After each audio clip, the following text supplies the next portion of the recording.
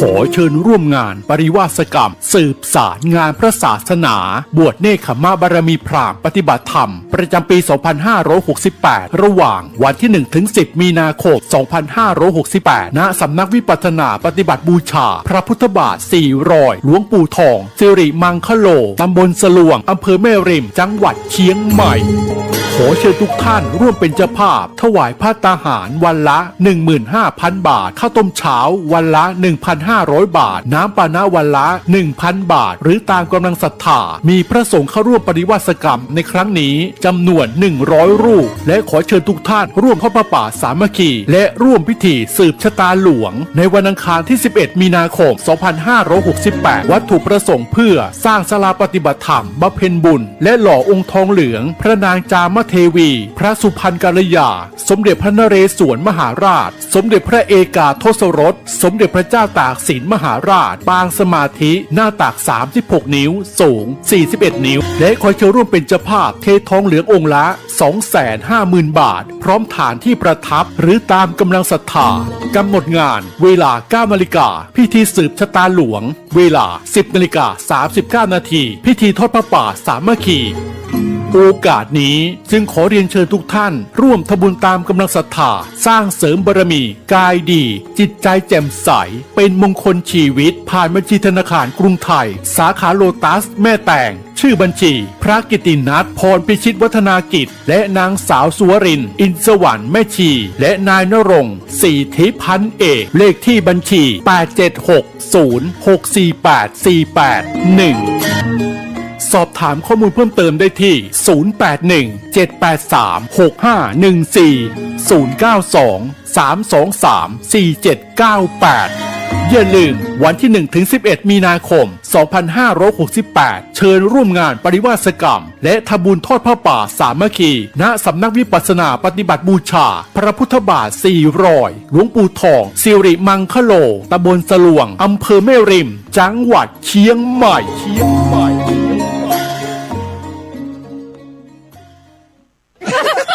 ไข่หัวแล้วได้บุญสร้างบุญแล้วได้กุศลสมาคมนักจัดรายการวิทยุกระจายเสียงนครลำปางขอเชิญทุกท่านร่วมรับฟังเทศน์สองมาโดยองค์แสดงพระธรรมเทศนาพระนักเผยแผ่จังหวัดลำปางพระอธิการเสวตปัญญาวชิโรหรือตู้ต้อมเสน่กาหลงวันนี้ได้มาเตสองธรรมะดันทุเบนและพระดานุพลมุนิวังโสหรือตู้เก๋สาริกาแสนเสียงจากวัดห้วยแหนแจ้คงเมื่อกี้มาได้ยินเสียงทุกปีปฏิเทศทำอู้เสียงตุ้นม่วนในวันที่ 17 มีนาคม 2568 ณ ลานกิจกรรมมิวเซียมลำปางตั้งแต่เวลา 9 โมงเจ้าเป็นต้นไป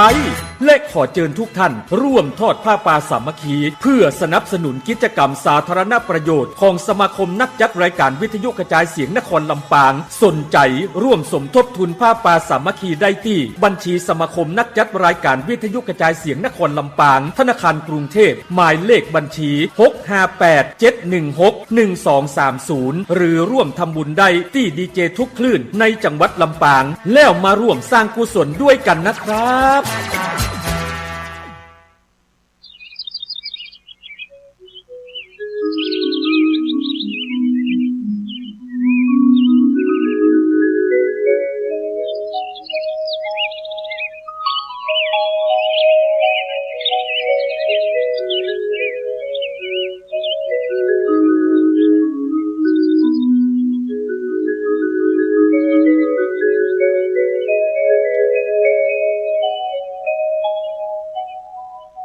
นะโมตัสสะภะคะวะโตอะระหะโตสัมมาสัมพุทธัสสะนะโมตัสสะ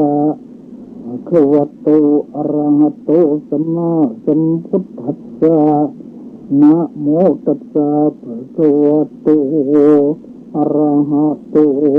สัมมาสัมพุทธัสสะอัตตะสัมมาปณิทิจะเอตัมมังคลมุตตมันณโอกาสวันนี้อาตมาภาพจะได้แสดงพระธรรมเทศนาในเรื่องมงคลชีวิตกันที่สี่เสือต่อไปท่านสาธุชนผู้ใจบุญทั้งหลายมงคลเป็นของดีทุกคนก็ต้องการทุกคนก็อยากได้มงคลก็ดีหรือ มงคล108ก็ดีทุกคนก็ต้องการทั้งนั้นเพราะเป็นมงคลล้วนแต่เป็นของดีแต่ว่ามงคลที่พระพุทธเจ้าเทศน์ไว้นั้นมี38ประการ38ประการนั้นได้เทศน์มาแล้ว5มงคลเรียกมงคลชีวิตมงคลชีวิตติดไว้ที่ฝาอันวรรคาวาสนาจำเริญก็มันจะมีคนเขียนไว้อย่างนี้ก็มีนะหลังจากนั้นสิ่งไหนที่เป็นมงคลเราก็ควรจะได้สนใจเมื่อคบคนพาลคบหาบัณฑิตที่ควรบูชิตตั้งจิตบูชาทราบเถิดเทวาจงจำใส่ใจนี่ก็เทศมาแล้วอยู่ในประเทศอันสมควรนี่ก็เทศมาแล้วทำบุญไม่ในก่อน5มงคลนี่เทศแล้ววันนี้จะเทศมงคลที่6ตั้งตนไม่ชอบเรียกว่ามงคลชีวิตอธิบายข้อความต่อไปคำว่าตนตั้งตนไว้ชอบอัตตะสัมมาปณิธิอัตตะสัมมาปณิธิปณิธิแปลว่าตั้งไว้อัตตะตนสัมมาโดยชอบตั้งตนไว้ชอบคำว่าตนแปลว่าผู้ท่องเที่ยวไปในภพน้อยภพใหญ่หมายความว่าวนเวียนอยู่ในกามภพรูปภพอรูปภพหรือวนเวียนอยู่ในภูมิ31ภูมิคืออบายภูมิ4มนุษย์ภูมิ1คือว่าภูมิ6รูปภูมิ16อรูปภูมิ4นี่เขาเรียก31ภพ31ภูมิถ้าคำว่าตนอัตตะแปลว่าตนเนี่ยท่านแปลว่าท่องเที่ยวอัตตะธาตุไปท่องเที่ยวไปมาภพน้อยภพใหญ่นี่เราเรียกกันว่าตนตั้งตนไว้ชอบตนจึงแปลว่าผู้ท่องเที่ยวไปในภพน้อยภพใหญ่เที่ยวเวียนว่ายไปเกิดในกรรมภพรูปภพอรูปภพนี้แหละแต่โดยมากกรรมภพมีมากที่สุดรูปภพก็หายากอรูปภพก็หายากอายุยืนทีนี้ตนในมงคลนี้น่ะ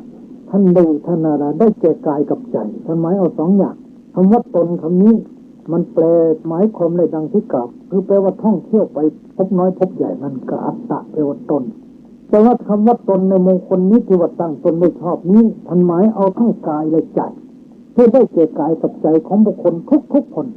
และสัตว์ทั้งหลายทุกตัวตนด้วยทีนี้ตั้งตนไม่ชอบคือตั้งไว้ในที่ไหนจึงจะชอบท่านกล่าวว่าตั้งตนไว้ในศรัทธาตั้งตนไว้ในศีลตั้งตนไว้ในสุตตะตั้งตนไว้ในจาคะตั้งตนไว้ในปัญญานี่แหละ5ข้อนี้นะโยมลองตรวจดูสิของโยมมีไหม5ข้อเนี่ยศรัทธาโยมมีไหมศีลโยมมีไหมสุตตะโยมมีไหมจาคะโยมมีไหมปัญญามีไหมนักปราชญ์มีพระพุทธเจ้าเป็นต้นนิยมเรียกว่าสารธรรม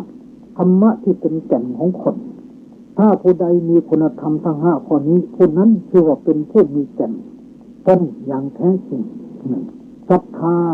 แปลว่าทรงใจไว้ชอบเรานิยมแปลว่าความเชื่อคือเชื่อต่อพระปัญญาความตรัสรู้ของพระพุทธเจ้าว่าพระพุทธเจ้าตรัสรู้จริงๆอิติปิโสภควาพระองค์เป็นพระผู้มีพระภาคจริงๆแล้วก็ละชั่วทำดีตามที่พระองค์สอนใช่นี่เรียกว่าศรัทธา2ศีลก็คือศีล5รักษาให้มั่น3สุตตะคือการสดับตับฟังธรรมะฟังเทศน์ฟังธรรมนี่แหละจาคะก็บริจาคทำบุญทำกุศลอย่าเป็นมีทีเหนียวปัญญาก็ให้รู้บาปรู้บุญรู้คุณรู้โทษรู้ทางจิตสายทางไปนรกอย่าเดินหลีกเว้นให้ห่างไกลทางไปเป็นเปรตอสุรกายเว้นทางไปเป็นสัตว์เดรัจฉานเว้นเดินทางไปมนุษย์เดินทางไปสวรรค์เดินทางไปพรหมเดินทางไปนิพพานนี่คือปัญญารู้ปัญญานี่ใช้มากอธิษฐานธรรมก็ต้องเอาปัญญาเป็นข้อแรกทำไมต้องมีปัญญาจะแก้ปัญหาชีวิตก็ต้องมีปัญญาแต่คนไม่มีปัญญาพอกลุ้มใจขาดตัวตายกินยาตายครั้งที่1ไม่ตาย2ครั้ง3ครั้งจนตายตรงนี้อย่างนี้แหละคนด้อยปัญญาคนมีปัญญาเขาแก้ปัญหาชีวิตด้วยปัญญาทีนี้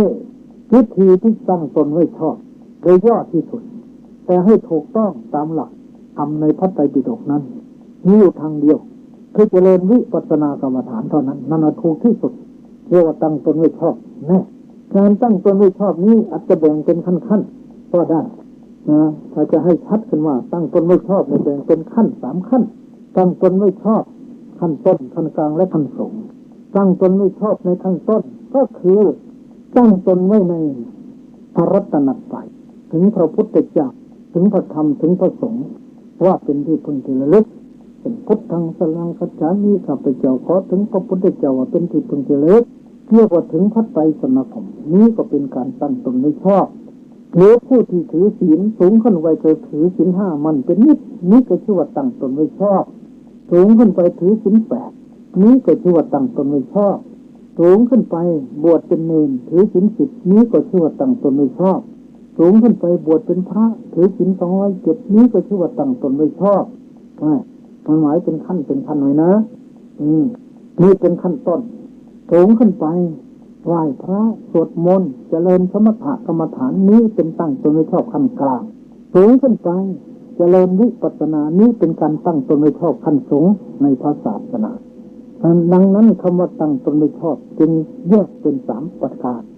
ตั้งตนไม่ชอบขั้นต้นขั้นกลางและขั้นสูงหรือจะอีกในยะหนึ่งตั้งตนไม่ชอบขั้นต้นคือตั้งตนไว้ในประโยชน์พวกนี้ประโยชน์ปัจจุบัน4อย่างอุทานสัมปทาถึงพร้อมด้วยความหมั่นอารักขาสัมมาราถึงพร้อมด้วยการรักษากัลยาณมิตรตาคบคนดีไม่คบคนชั่วสามัคคีตาเลี้ยงชีวิตให้พอเหมาะพอควรไม่ฝืดเคืองไม่พุ่มเฟือยรู้จักประหยัดนี้ก็ชื่อว่าตั้งตนไม่ชอบขั้นต้นตั้งตนไม่ชอบขั้นกลางคือตั้งตนไว้ในศรัทธาตั้งตนไว้ในศีลตั้งตนไว้ในจาคะตั้งตนไว้ในปัญญาเรียกว่าประโยชน์ตกหน้าตั้งตนไว้ในขั้นสูงก็คือตั้งไว้ในปรมัตถประโยชน์ได้แก่วิปัสสนากรรมฐานอย่างนี้ก็ใช่เป็นการตั้งตนไว้ชอบโดยลำดับท่านเรียกว่าปักขันธนะศรัทธาวิ่งไปตามลำดับยกตัวอย่างมีบุรุษคนหนึ่งเป็นลูกเศรษฐีตั้งตนไว้ชอบใส่บาตรทุกวันก็เรียนถามพระประจำตระกูลเขาเรียกว่าชีต้นท่านเข้าประจำตระกูลบอกหลวงพ่อผมใส่บาตรทุกวันผมอยากจะพ้นทุกข์ก็ยังไม่พ้นทุกข์ทำไมโยมถึงพระไตรสรณคมจะชื่อแต่จะรับพระไตรสรณคมพุทธังสรังคัจฉามิธัมมังสรังคัจฉามิประกาศตนว่าข้าพเจ้าขอถึงพระพุทธเจ้าพระธรรมสงฆ์ถึงพระไตรสรณคม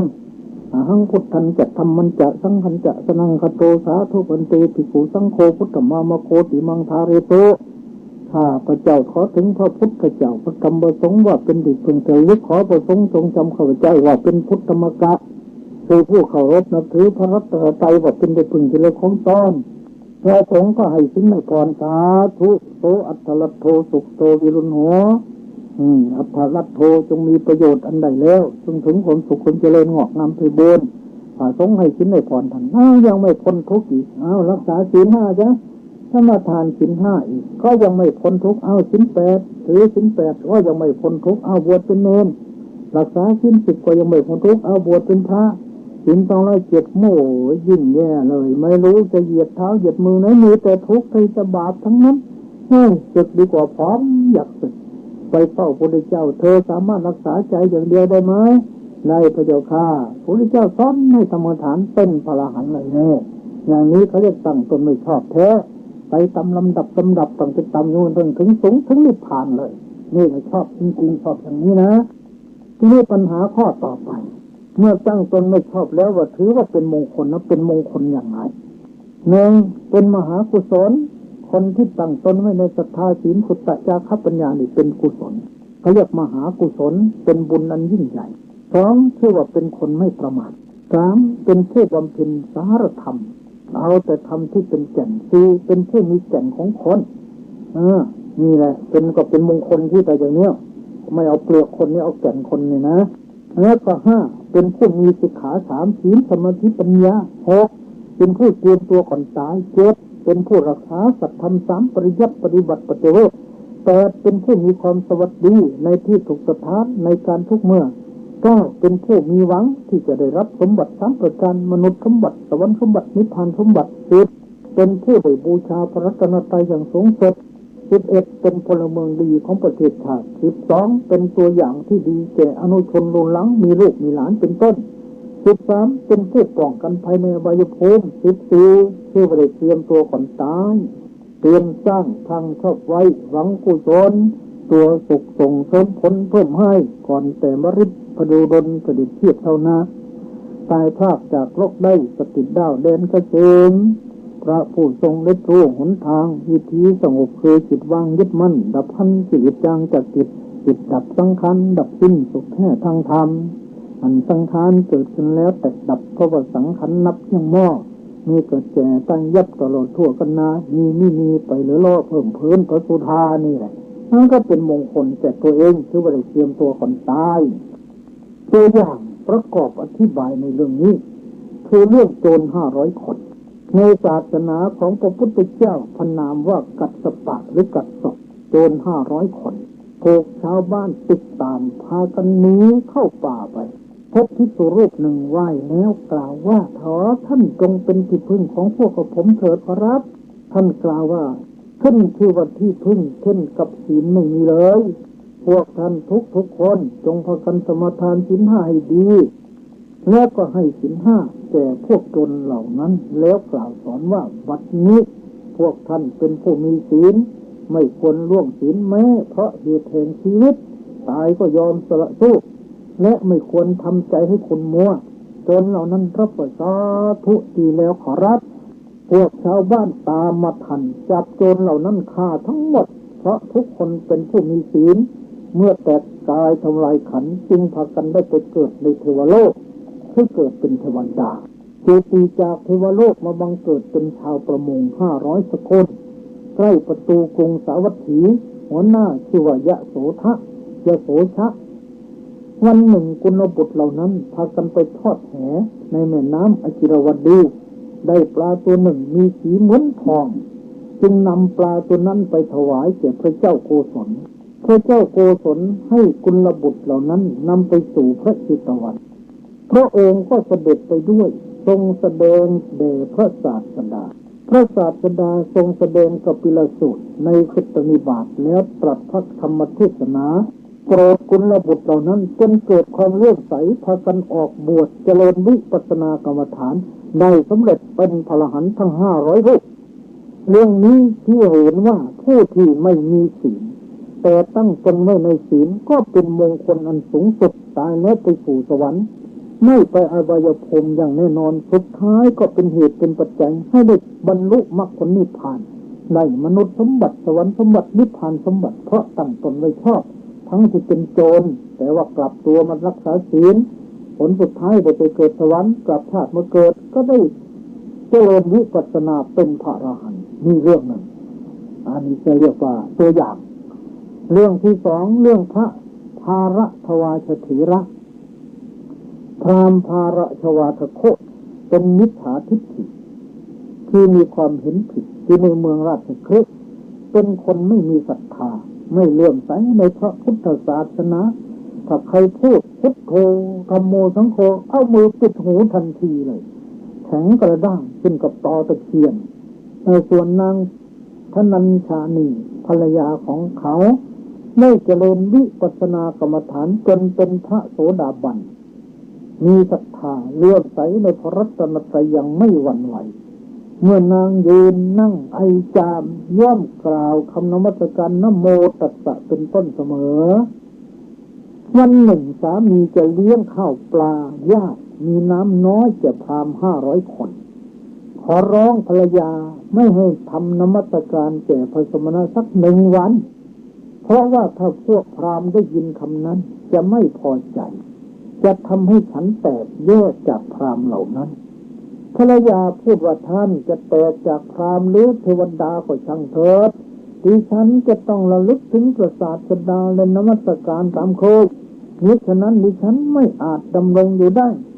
สามีถือดาบพูดว่าท่านนางนมัสการสมณะแล้วฉันจะฟันเธอเสียด้วยดาบเล่มนี้ธรรมดาพระอริยสาวกคือท่านผู้ที่ได้เจริญวิปัสสนากรรมฐานจนได้ผ่านวิปัสสนาญาณ16ไปแล้วใครๆไม่สามารถจะให้หวั่นไหวได้ดุจจะแผ่นดินและภูเขาสิเนรุฉะนั้น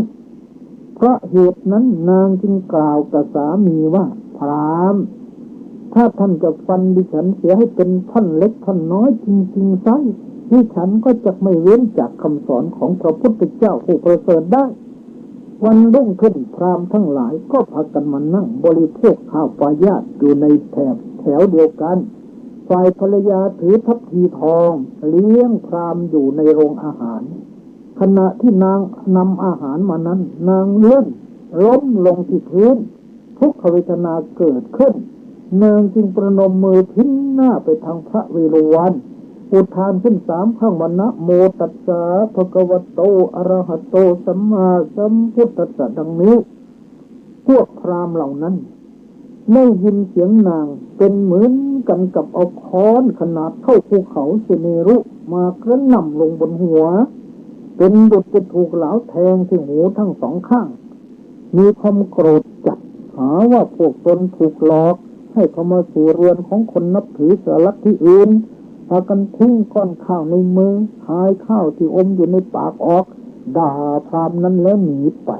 สามีก็โกรธจัดเงื่อดาบจะฟันคอภรรยาแต่ไม่สามารถจะทำอะไรแก่ภรรยาได้จึงเดินรีบไปหาพระศาสดาทูลถามปัญหาว่าพระสมณโคดมบุคคลฆ่าอะไรตายจึงจะนอนสบายบุคคลอะไรฆ่าอะไรตายจึงไม่เศร้าโศกพระสมณโคดมท่านชอบใจการฆ่าธรรมะอะไรพระศาสดาตรัสตอบว่าโกทังคัตถวาสุขังเสตุบุคคลฆ่าความโกรธได้แล้วย่อมนอนเป็นโศกโกทังคัตถวานะโสจติฆ่าความโกรธได้แล้วย่อมไม่เศร้าโศก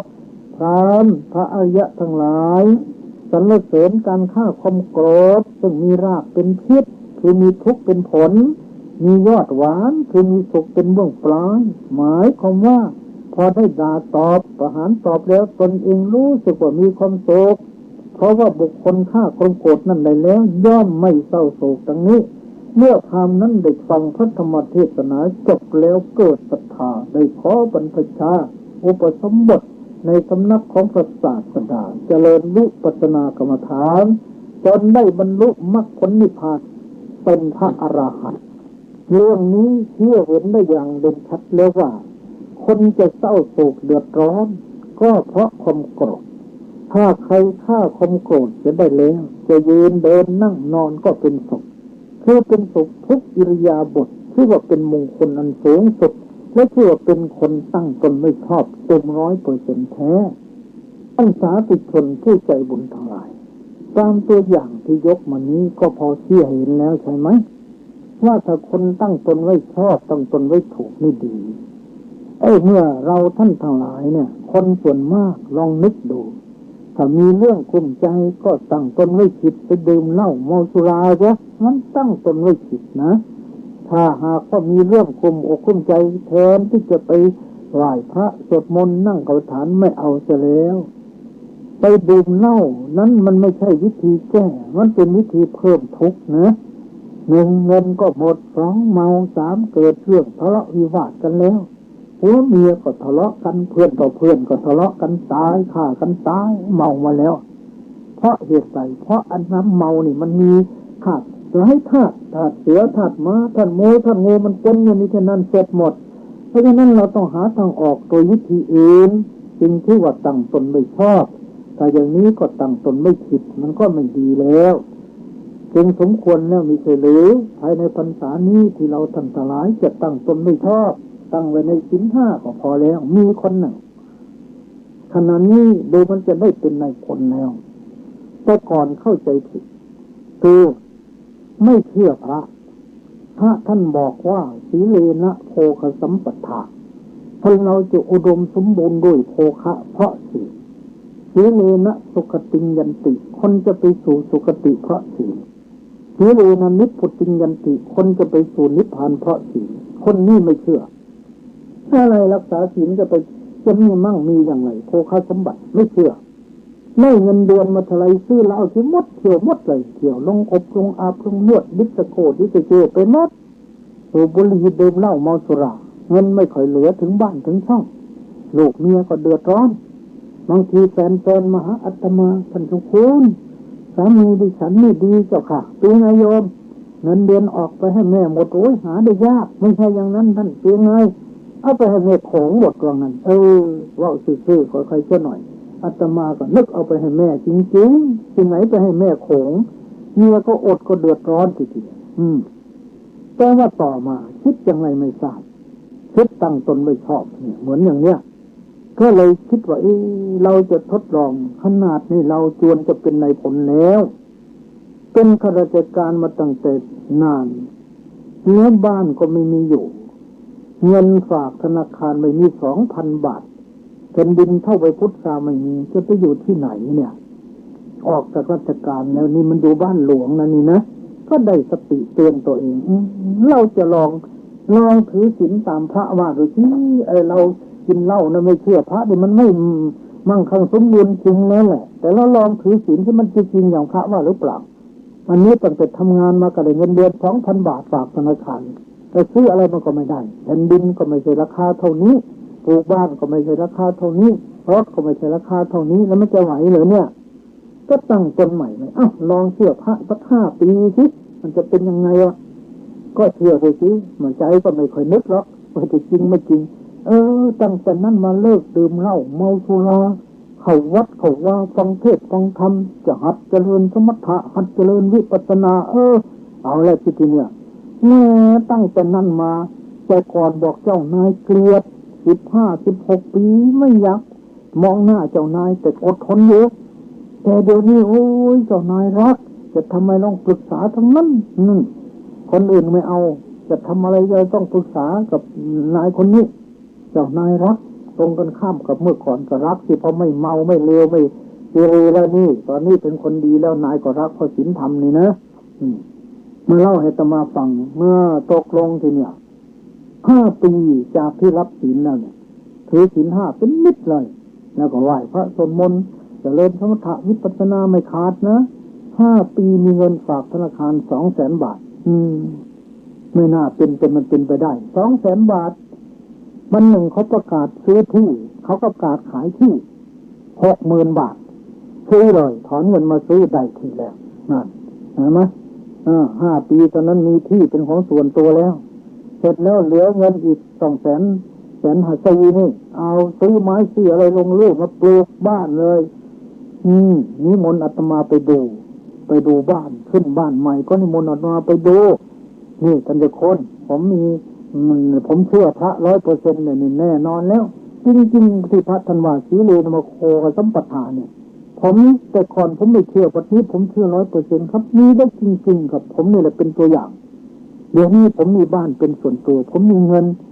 เหลือใช้แล้วครับรถผมก็มีขี่แล้วโน่นห้องใต้ดินผมก็มี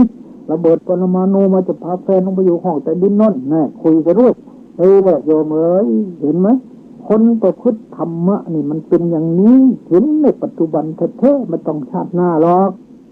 เลิกเหล้าเลิกบุหรี่เลิกเที่ยวเงินทองมันจะไปไหนมันก็อยู่บ้านก็พอใช้พอสอยเดี๋ยวนี้เหลือใช้อยากออกจากงานแล้วยังไม่เกษียณแต่เป็นนายพลแล้วเงินเดือนก็เยอะแล้วสบายแล้วที่ดินก็มีเรียกว่ามีบ้านอยู่มีอู่นอนมีข้าวกินมีดินอยู่มีอู่นอนสบายแล้วใช่ไหมล่ะทำไมลองนึกดูสิเนี่ยเพราะ5 ปีเท่านั้นที่รักษาศีล 5สามารถมีเงินฝากธนาคารถึง 200,000เสร็จแล้วยังเอามาปลูกบ้านซื้อที่ดินปลูกบ้านปลูกช่องรถแล้วก็มีส่วนตัวสบายแล้วนี่แหละคือคนตั้งตนไม่ชอบเรียกว่าอัตตะสัมมาปณิธิการตั้งตนไม่ชอบเป็นมงคลนั้นสูงสุดจริงๆอย่างนี้ละต่อไปนี่เป็นตัวอย่างในพบปัจจุบันพันตาเห็นที่ยกมานั้นเป็นตัวอย่างในด้านอดีตการโน้นและในปัจจุบันยังมีอีกคนหนึ่งคนนี้เป็นคนเคยเป็นลูกศิษย์อาตมาเวลาแปลธรรมบทอยู่ต่างจังหวัดเขาไปแปลคำว่าในสวนไผ่วิโรวันนี้วิหารติพระพุทธเจ้าประทับอยู่ที่สวนไผ่ก็สอบมหาไม่ได้หรอกแต่ก็ศึกไปได้กับลูกสาวคนจีนพ่อตาไม่ชอบเพราะเขาจนแต่เขาก็มานะอดทนแล้วเรียนธรรมบทมาแล้วพระพุทธเจ้านี่ท่านประทับสวนไผ่เราระลึกถึงคุณพระเจ้าปลูกข้อไผ่บูชาพระพุทธเจ้าลองดูสิเขาปลูกข้อไผ่โยม1,300 กอแหมไม่เท่าไรเลยข้อไผ่มันงามไวนะถูกน้ำถูกฝนก็มันแตกหน่อออกมาเลยเขาขายหน่อ1,300 กอหน่อหนึ่งกอหนึ่งลองคิดดูสิถ้า10 หน่อละ3 บาทมันเท่าไรแล้วจะขายหน่อละ3 บาทต่อมันขึ้นหน่อละ5 บาทต่อมาหน่อละ8 บาทเขาก็ขายหน่อไผ่เลยโอ้ได้เงินได้ทองมาสบายแล้วต่อไปเขาก็ปลูกกล้วยหอมพันทองปลูกเพาะพันมะพร้าวพวกเกษตรเขาก็มาซื้อเสร็จแล้วก็ปลูกแตงจริงปลูกแตงไทยแล้วก็ปลูก ถั่วปลูกถั่วเขาก็ปลูกข้าวโพดเขาก็ปลูกมะนาวเขาก็ปลูกข้าวเขาปลูกปอเอาทุกอย่างจนกระทั่งมีโรงแรม2 โรงใหญ่ๆแล้วก็มีฟาร์มนี่แหละมันเลยได้ไปดูงานทั้งต่างประเทศโน้นพ่อตารักตอนเนี่ยแต่ก่อนเกลียดเพราะตัวเองไม่รวยนะที่เมื่อหาถูกทางอาศัยหลักของพระพุทธเจ้าขยันหาขยันเก็บรักษาโดยจักประหยัดคบคนดีอาตมาเคยไปเยี่ยมหนหนึ่งไปในสวนในฟาร์มของเขาแหละเขาต้องทานอาหารอยู่นี่แสดงถึงว่าตั้งตนไว้ชอบในทางโลกในทางธรรมก็นำให้เกิดความสุขความเจริญได้อย่าไปดื่มเหล้าเมาสุราอย่าไปเที่ยวเตะรู้จักทนุถนอมสังขารร่างกายรู้จักเก็บหอมรอมริบสมบัติอดทนอดกลั้นอดออมไว้มันก็จะดีนะแต่ส่วนมากมันคอยคิดอย่างนี้ได้เงินได้ทองมาก็ไปเที่ยวเตะไปซะดูหนังดูละครซะมันก็หมดทีโยมอาตมาเห็นคนจีนคนหนึ่งมาจากเมืองจีนไปคุยนิมนต์ไปฉันเพลโยมอายุเท่าไร75 ปีครับโยมมาจากเมืองจีนอายุเท่าไร10 ขวบมีเงินมีทองมาเท่าไร10 บาทแล้วก็มาทำมาค้าขายในเมืองไทยมีโรงแรม500 ห้องแห่งหนึ่งสร้างขึ้นใหม่ที่นิมนต์อาตมาไปเปิดวันนั้น120 ห้องบอกว่าท่านเจ้าโคนประเทศไทยนี่ไม่อดตายหรอกขอให้ขยันนะคนขยันแล้วก็ไม่อดไม่อยากครับแต่อย่าเที่ยวไปเล่นนะผมนี่บุหรี่ไม่สูบเหล้าไม่ดื่มครับตั้งแต่เกิดมาผมไม่เอาเลยเห็นไหมเงิน10 บาทสามารถจะสร้างฐานะได้มีโรงแรมเป็น120 ห้องเห็นไหม500 ห้องกับ120 ห้องก็เป็น620 ห้องแล้วเท่านี้พอกินแล้วไม่อดไม่อยากไม่ทุกข์ไม่อยากให้ขยันเถอะให้ขยันมันก่อเป็นข้อต้นจิตของคนทุกข์กระเบียดไม่เกียจค้านอย่าเล่าเรียนพิมพ์จำยึดทำงานมุ่งประมาณไม้สำเร็จให้เสร็จดีไม่บนอดทอดทุละว่าจนจริงเกิดเป็นคนทนไม่ไหวเลิกบ่นไปหลายอย่างต่างๆกันเพราะการบ่นผลยิ่งทำให้สำร้ายต้องรู้จักเบี่ยงเบนอารมณ์ให้คมสันนึกถึงคุณค่าของคนพ้นอันนั้นเพราะคนนั้นเกิดมาราคานี้เห็นไหมไม่มีผ้าสนิทปิดกายีจะพาทีกับใครๆก็ไม่เป็นนั่นเพิ่งเห็นว่าเป็นข่าราคาคอสคนที่น้อยถอยจากอสถานเพราะเสียทางเขาคิดไม่คิดหาไม่ฝึกหัดดัดแปลงแต่งปัญญาขาดวิชาขาดทรัพย์อับทั้งมิตรที่สูงสักอสถานสถานที่เพราะเหตุถือความขยันมั่นในจิตด้วยจากทางสร้างตนและคนคิดจึงโดยทรัพย์มิตรวิชาสง่าผ่าเอรเยนะทุกขมัดเจติคนพ้นทุกข์ได้เพราะความเพียรอุทาตาวินตเตทนังคนขยันหาเงินได้วายเมเทวะปริโสยาวะอัตตสนิปัฏฐาเกิดมาเป็นคนภาคเพียรน้ำไม้จนกว่าประโยชน์จะสำเร็จมันก็ต้องมีหลักทำประจำใจคนเราต้องเตือนตนเองอย่าให้คนอื่นเตือนอัตนาโจตยัตตนังทรงเตือนตนด้วยตนเองปฏิมังเสตมัตตนาพิจารณาตนด้วยตนเองอัตตาวะอัตโนคติตัวของเราเป็นครูของเราสอนเราได้ดีกว่าใครทั้งหมดมันก็ต้องมีหลักธรรมะคนถึงยากถึงจนอย่างไรก็ตามถ้ามีธรรมะเนี่ยสามารถจะสร้างตัวเองได้เหมือนกับคนก่อไฟกองเล็กๆให้มันลุกโชติช่วงชัตวาลส่องแสงสว่างเจิดจ้าไปทุกหนทุกแห่งก็เพราะเขาขยันนั่นเองพระพุทธเจ้าจึงตรัสไว้ว่าหีนะชัจโจปิเกโหติอุทธาตาทิฏฐิวานโรไอ้คนเราจะเกิดในบ้านนอกขอกนาเกิดในบ้านตาขาดอนอย่างไรก็ตามถ้ามีคุณธรรม4 ข้อ1อุทธาตาขยันหา2ทิฏฐิมามีความเพียร3อาจาระมีความประพฤติดี4ศีลสัมปโนมีศีลธรรมมีเทอคีวสันตมังสามารถจะก่อรากสร้างตัวเองให้ดีเด่นได้เหมือนคนก่อไฟใหญ่ในรัตติการที่ในกลางคืนฉะนั้นนี่หลักศาสนาสอนอย่างนี้ท่านสาธุชนผู้ใจบุญทั้งหลายตัวอย่างที่นำมานี้ก็ยังมีอยู่อีกในอดีตจะขอสาธุยกมาให้ครบหมดมีปัจจุบันแต่นี่เรื่องเศรษฐีพูดตนิเศรษฐีคนหนึ่งอยู่ในกรุงพาราณสีมีทรัพย์80 โกฏถวายมหาทานมาละ6 แสนสั่งสอนบุตรนี้ให้ตัดวงทานของตนเวลาตายได้ไปเกิดเป็นเท้าสักกะบุตรของเขาก็ดำเนินตามปฏิปทาของพ่อตายแล้วได้ไปบังเกิดเป็นจันทเทพบุตรบุตรของจันทะก็ทำทานบุตรเจ้าพ่อตายแล้วได้ไปเกิดเป็นสุริยะเทพบุตรบุตรของสุริยะก็เป็นคนใจบุญเช่นกันตายแล้วได้ไปบังเกิดเป็นมาตาลีเทพบุตรบุตรของมาตาลีทำงานบุตรเจ้าพ่อ ตายแล้วได้ไปเกิดเป็นปัญจสิกขรเทพบุตรบทของปัญจสิกขะหรือปัญจสิกขรได้เป็นเศรษฐีนามว่าโกศิยะมีทรัพย์80 โกฏโกศิยะเศรษฐีเป็นคนแหวกแนวคิดว่าบิดามารดาปู่ย่าตายายของเขานี่โง่มากอะไรถึงทรัพย์ที่ตนหามาได้ด้วยความยากลำบากไว้หมดทุกคนตายแล้วไม่มีใครขนเอาไปด้วยช่างพากันโง่ที่จริงๆเราจะต้องเก็บรักษาไว้ไม่ต้องทำบุญทำทานอะไรทั้งสิ้นตายแล้วจะขนเอาไปให้ได้หมดจะคิดอย่างนี้นะตั้งแต่นั้นมาเขาก็เป็นคนตระหนี่ที่สุดแม่บุตรภรรยาก็ไม่ยอมให้บริโภคอาหารที่ดีให้บริโภคอาหารที่เลวที่สุดเช่นน้ำข้าวเสื้อผ้าก็เอาแต่ผืนหยาบร่มก็ทำด้วยใบไม้รถก็เก่าเทียมด้วยโคแก่ทรัพย์ของเขาเป็นเหมือนสุนัขได้มะพร้าวทั้งเปลือกไม่มีประโยชน์อะไรเลยมันหนึ่งเขาเห็นอนุเศรษฐีบริโภคข้าวปลาย่างปรุงด้วยเนยข้นเนยใสน้ำผึ้งน้ำตาลกรวดเขาอยากจะรับประทานจนใจเกือบจะขาดแต่ว่ากลัวจะเสียทรัพย์จึงยอมอดเอากลับมาถึงบ้านนอนกบที่นอนจนพร้อมเหลืองไม่ยอมบอกแก่ใครๆเลยเมื่อถูกภรรยารบเร้าบ่อยๆจึงบอกเหตุนั้นกับภรรยาบอกว่าเราไม่ใช่คนยากคนจนอะไรฉันจะหุงข้าวปลายาให้พอแก่ชาวกรุงพาราสีทั้งหมดก็ได้เศรษฐีฟังคำนั้นแล้วมีความโกรธเป็นกำลังดุจจะเอาไม้ฟาดศีรษะห้ามภรรยาไว้ภรรยาพูดว่าฉันจะหุงไม่พอแก่คนที่อยู่ในถนนเดียวกันเศรษฐีไม่พอใจห้ามไว้อีกภรรยาพูดว่าฉันจะหุงให้พอแก่คนที่อยู่ในเรือนหลังนี้ถูกห้ามอีกภรรยาลดลงไปจนกระทั่งเหลือเพียง2 คนคือเศรษฐีกับภรรยาก็ไม่ยอมตกลงเหลือเศรษฐีเพียงคนเดียวเท่านั้นเห็นไหมและเวลาจะหุงก็ให้เขาเตรียมข้าวสาร1 แล่นมสด4 ส่วน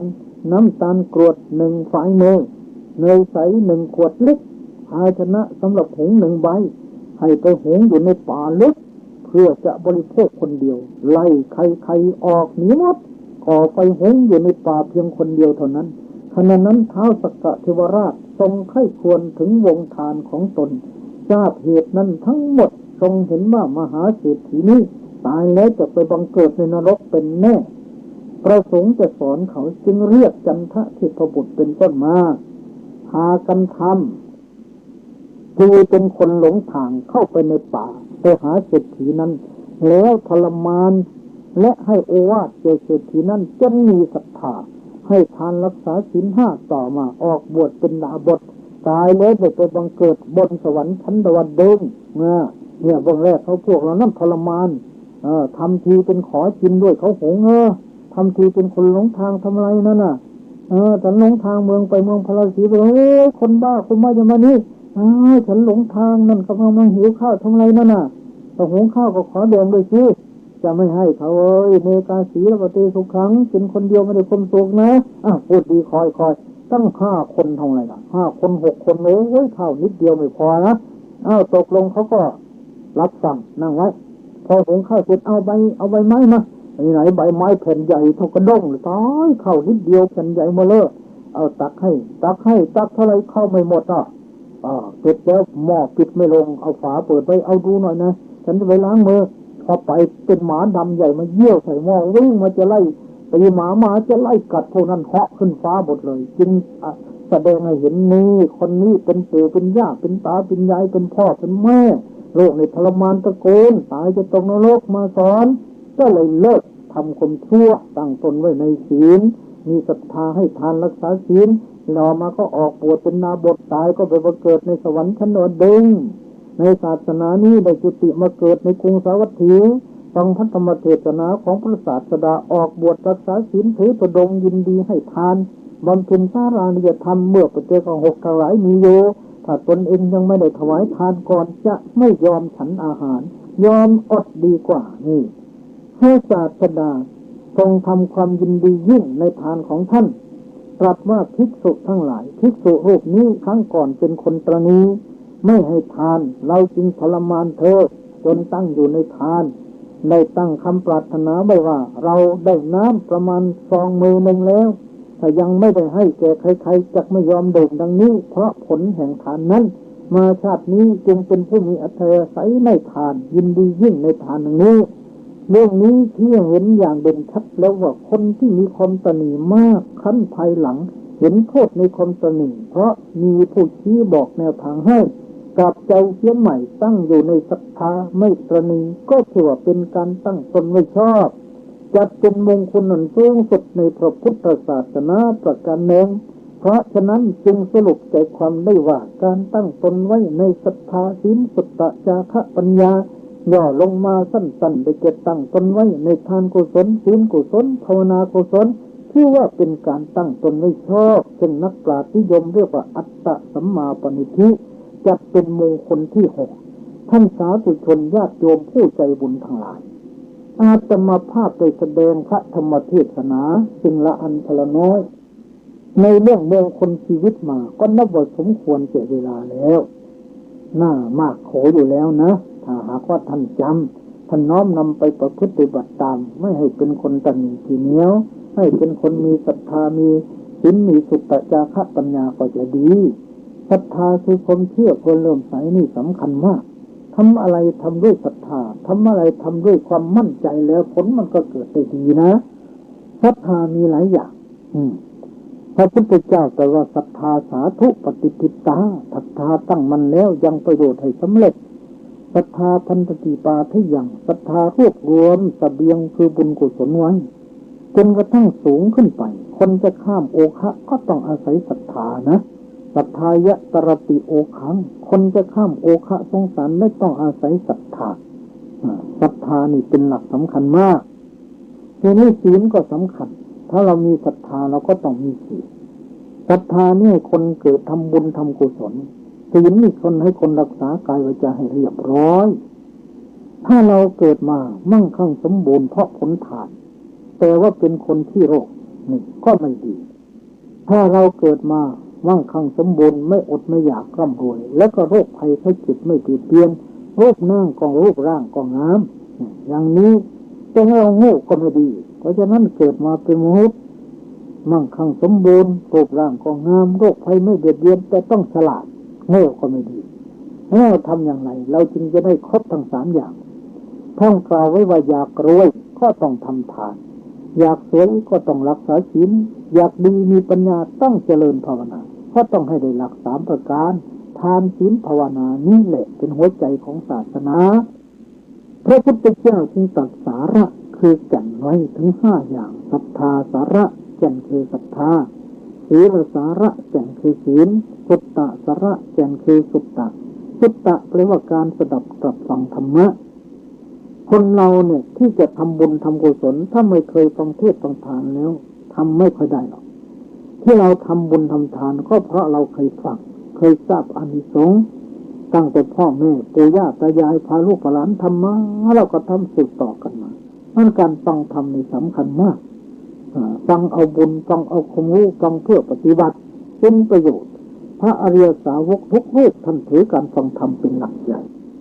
ดังพระบาลีว่าสุตตาวโกภิกขเวอริยสาวโก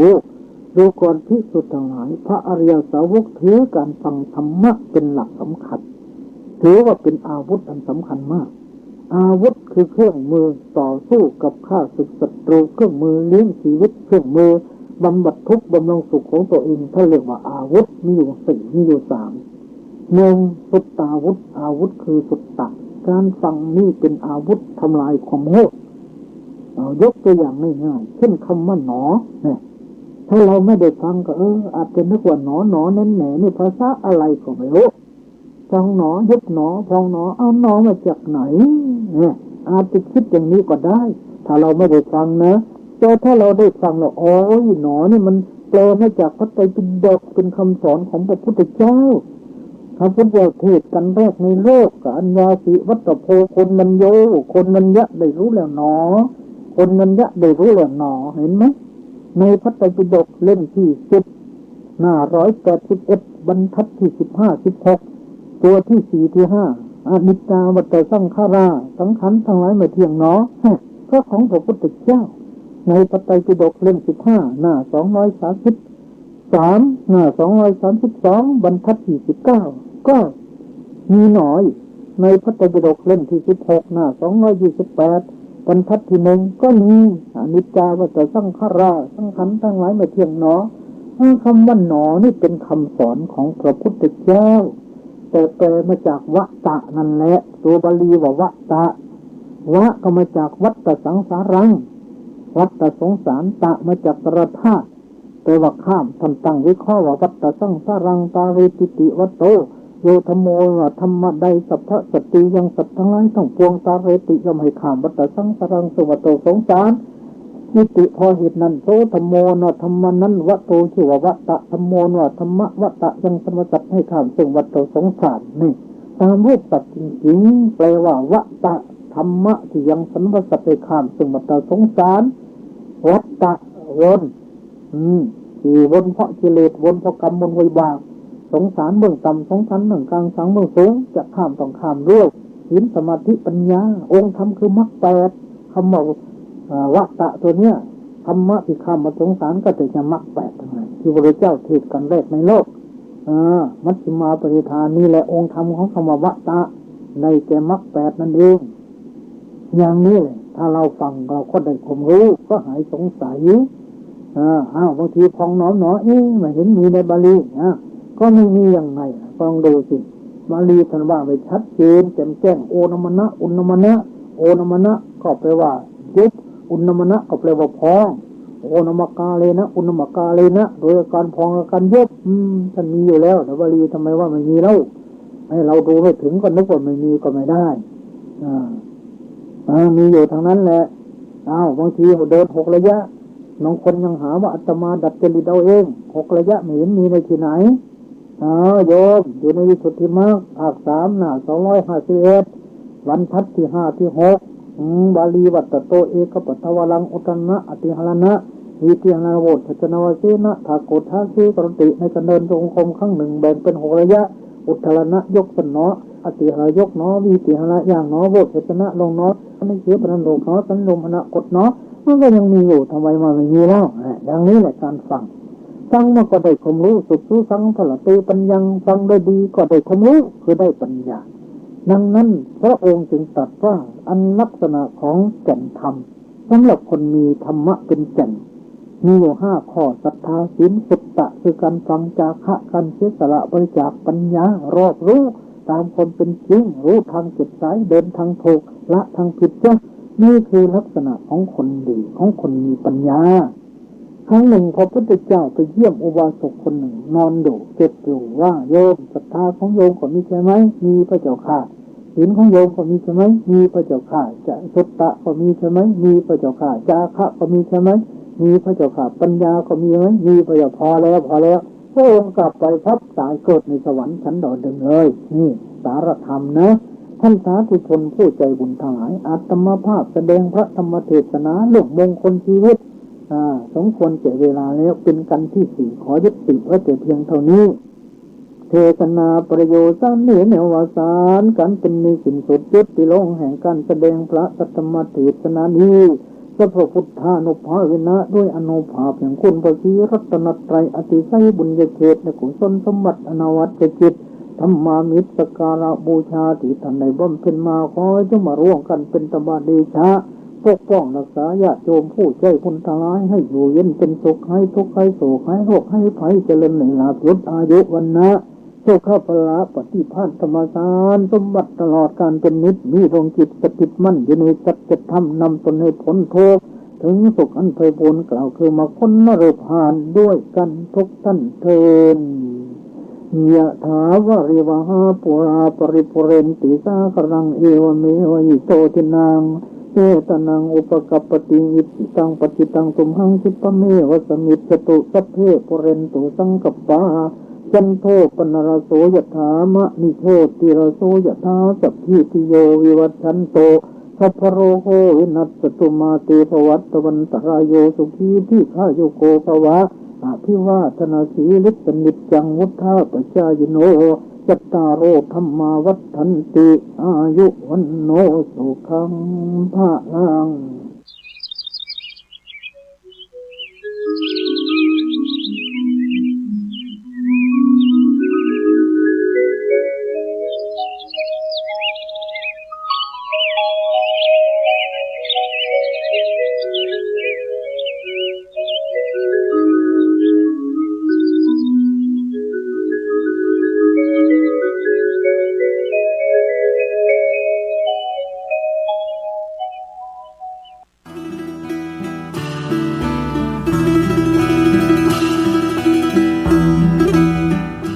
เทียนให้แสงป่าไม้แดงให้ความรู้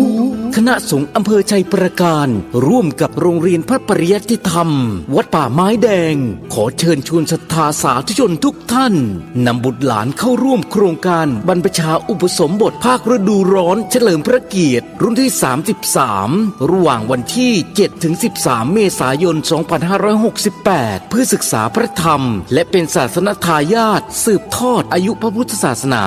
ณวัดป่าไม้แดงตำบลหนองบัวอำเภอชัยประการจังหวัดเชียงใหม่โอกาสทางการศึกษาเรียนต่อระดับประถมศึกษาป .1 ถึงป .6 หรือมัธยมศึกษาม.1 ถึงม.6 สิทธิพิเศษสำหรับผู้เข้าร่วมบวชฟรีเรียนฟรีที่พักฟรีมีรถรับส่งฟรีมีทุนการศึกษาพร้อมเปิดประตูสู่อนาคตที่ดีร่วมสร้างคนดีสู่สังคมและรักษาแก่นพระพุทธศาสนา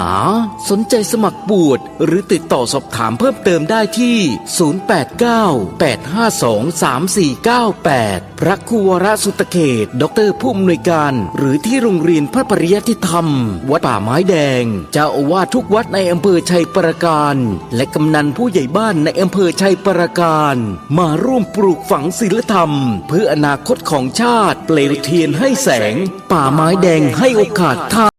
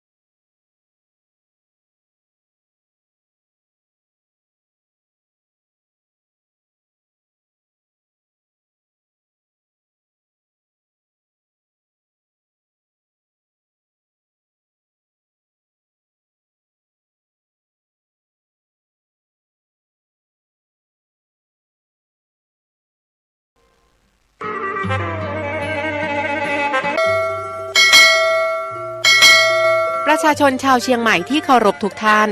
ขณะนี้จังหวัดเชียงใหม่กำลังเผชิญกับปัญหาหมอกควันและฝุ่นละออง PM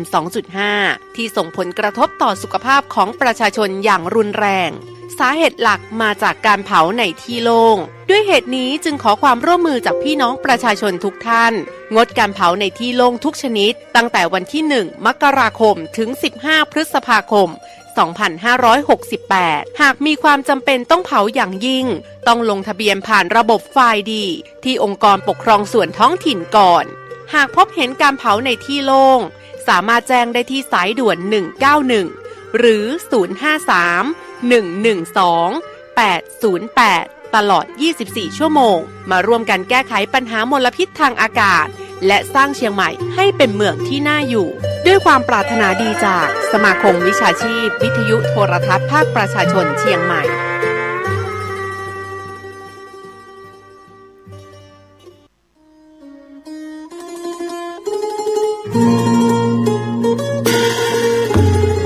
ขอเชิญร่วมงานปริวาสกรรมสืบสารงานพระศาสนาบวชเนกขมาบารมีพราหมณ์ปฏิบัติธรรมประจำปี 2568 ระหว่าง